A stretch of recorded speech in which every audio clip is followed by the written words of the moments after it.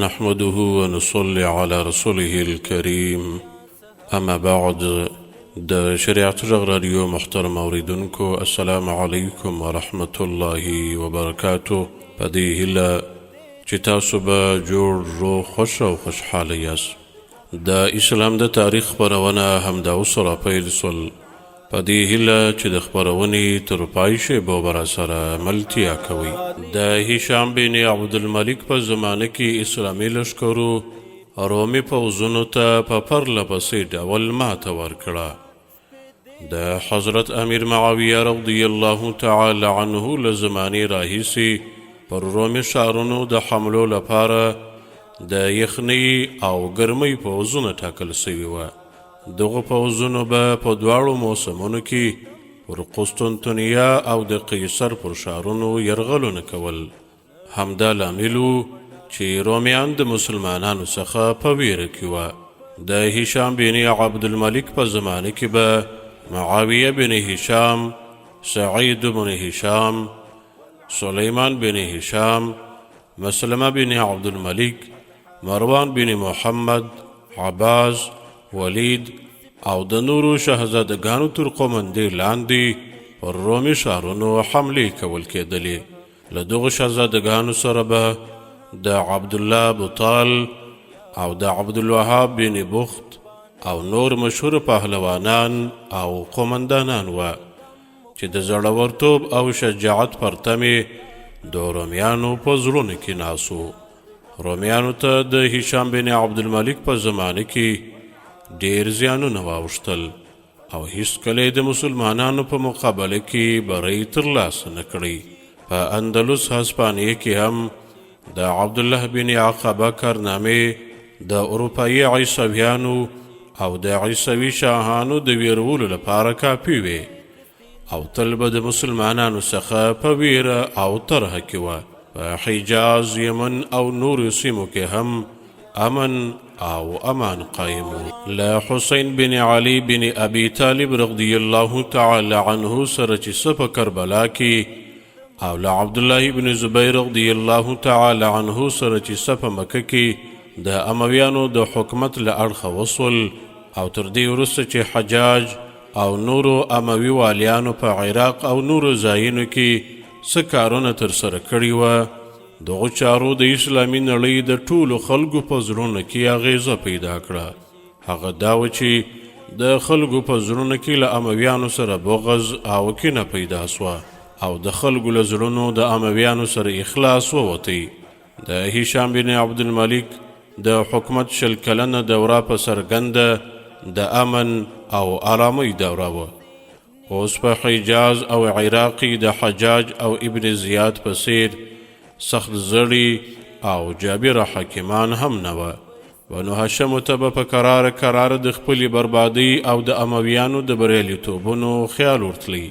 هغوی هغه ټوله وګړي په مستقیم ډول یې په حکومت کې کومه ګټه نه وه خپل هم فکره او پلویان ګڼل. د ویرې او دهشت ډبره یې هم له تندیو لیرې سوې وه.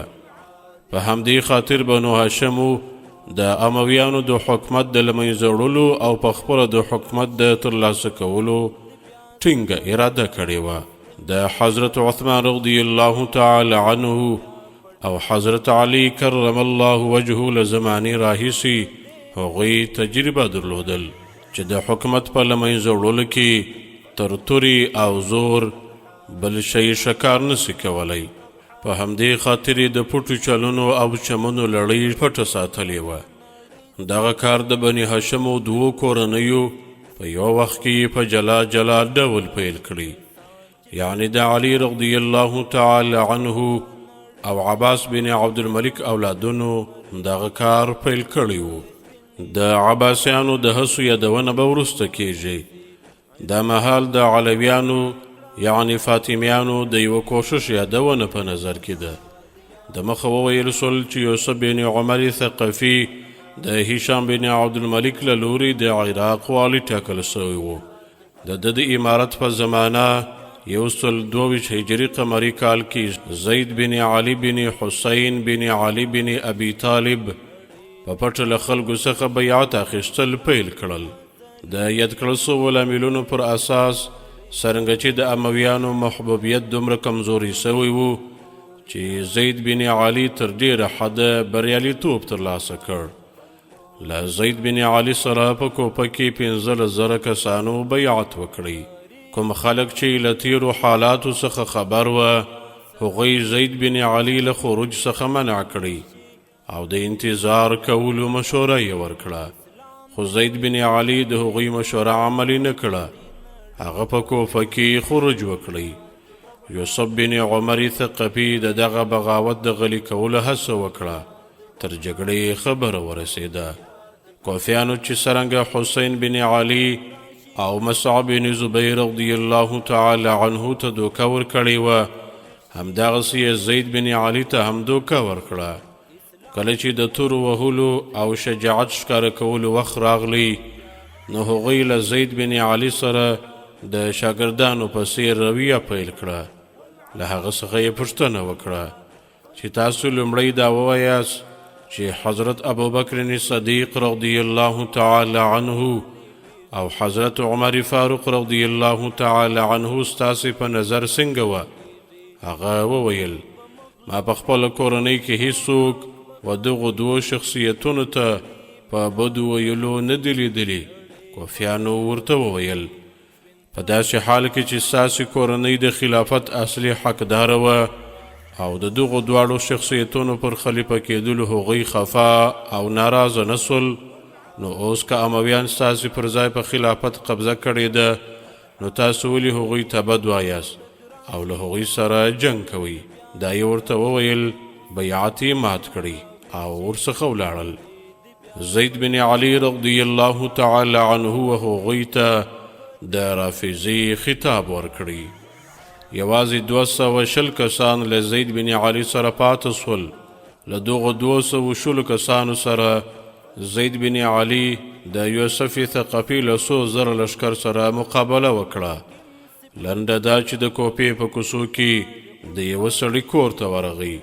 غږ به یې ورته کوئ او بیعت به یې وریادوئ او خپل ملاتړ ته به یې رابلل خو هیڅوک به نه راوتل. بالاخره څو وارې د عراق د والي پوځونو ته له ماتې ورکولو وروسته وفات سو. یو غشی راغلی او د هغه پر تندي ولګېدی چې د همهغه له درده وفات سو.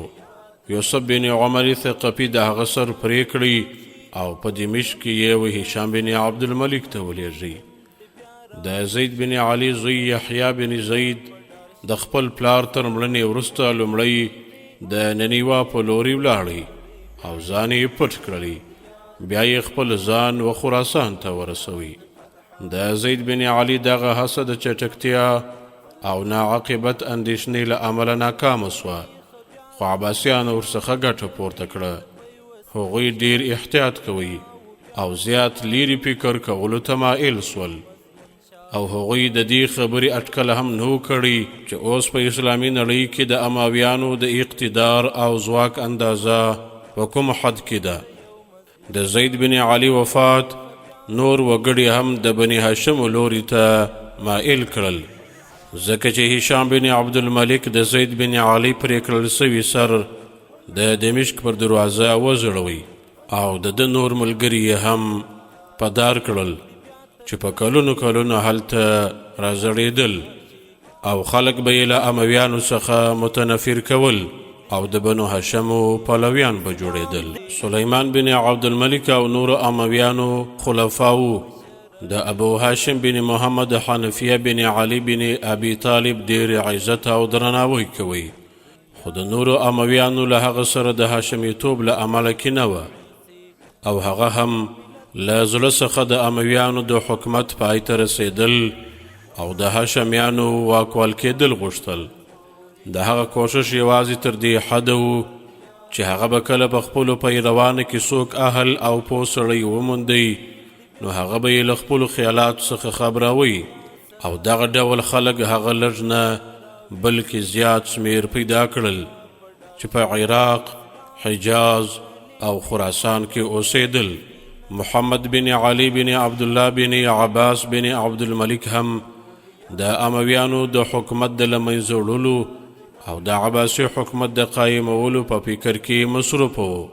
یو ځل د سلیمان بن عبدالملک د خلافت په زمانه کې ابو هاشم عبدالله بن محمد په دمشق کې د خلیفه دربار ته ورغلی او له هغه ځایه د رسنېدو په وخت کې د بلقا په سیمه کې په حمیمیه نومي ځای کې د محمد بن علي بن عبدالله بن عباس سره یې ولیدل او هلته یې واړول. په اتفاقي ډول هلته ناروغه او وفات سو. د وفات په وخت کې محمد بن علي بن عبدالله بن عباس ته وصیت وکړي چې ته د اسلامي خلافت د لاسته راوړلو کوشش وکړه. دغه وصیت محمد بن علي ته زیاته ګټه ورسول، یعنی هغه ټول وګړي چې د ابو هاشم عبدالله بن محمد پیروان وراغلل او په پټه یې له محمد بن علي سره بیعت وکړي. تر دې وروسته په 100 هجري قمري کال کې چې د حضرت عمر بن عبدالعزیز رحمت الله علیه د خلافت زمانه و، محمد بن علي عباسی خپل پیروان عراق، یمن، مصر، شام، حجاز او د خراسان په لور ولیږل. که څه هم چې د حضرت عمر بن عبدالعزیز رحمت الله علیه د خلافت دوران په خلکو کې د امویانو کرکه راکمه کړې وه، خو بیا هم د محمد بن علي عباسی تحریک روانو. په همدې ډول د محمد بن علي له لورې میسره په عراق کې، ابو محمد صادق په خراسان کې د عباسیانو د خلافت لپاره په پرله پسې ډول بلنه ورکول. محمد بن علي عباسی د بلقا په سرحدونو کې هستوګنه غوره کړه او له هغه ځایه په اسلامي هیوادونو کې د خپل تحریک څارنه کول. څو ورځې وروسته یې خپل 12 تنه نمایندګان وټاکل.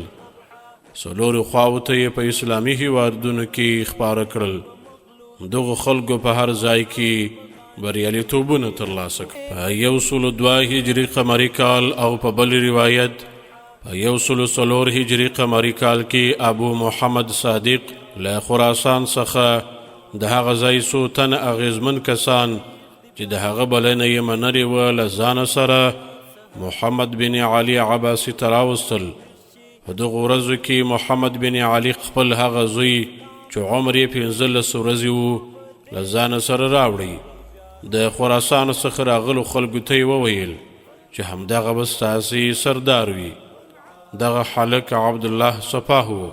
تر دې وروسته بکیر بن ماهان چې په سند کې له جنید سره و له هغه ځای کوفې ته راغلی او له ابو محمد صادق سره یو ځای سو. هغه بکیر ته بلنه ورکړه او بکیر په سملاسي ډول ومنل. محترمو اوریدونکو، د اسلام د تاریخ خپرونه پر همدې ځای پای ته رسیږي. تر یوې بلې داسې خپرونې چې ستاسو درانه خدمت ته راځو پر همدې ځای اجازه راکوي. السلام علیکم ورحمة الله.